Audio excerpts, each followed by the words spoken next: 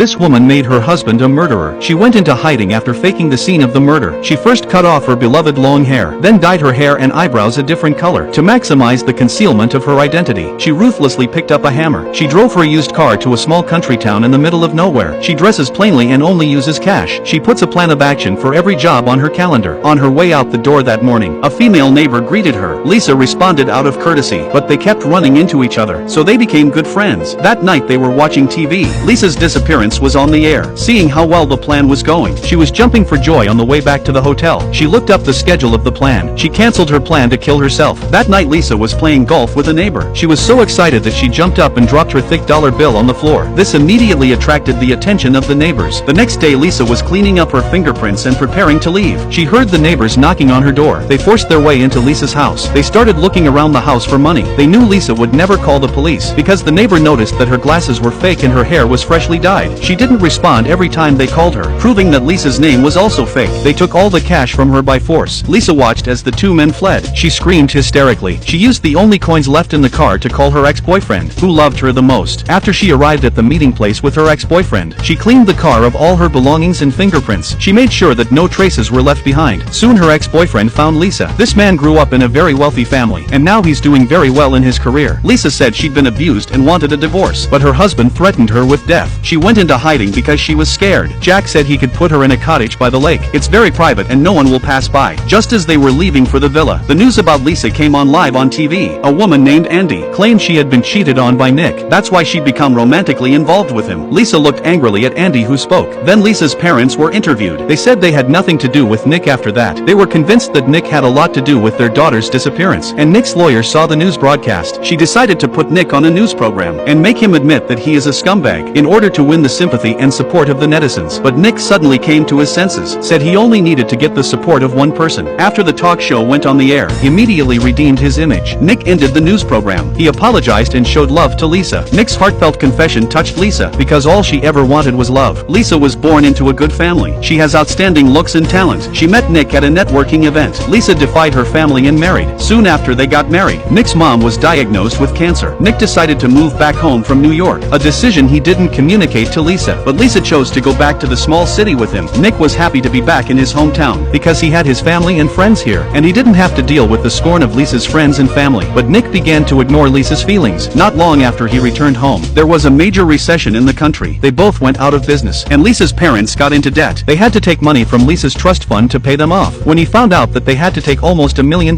Nick was instantly dismayed. But Lisa had already made her decision because that money was originally saved by her parents. Nick had no choice but to accept it.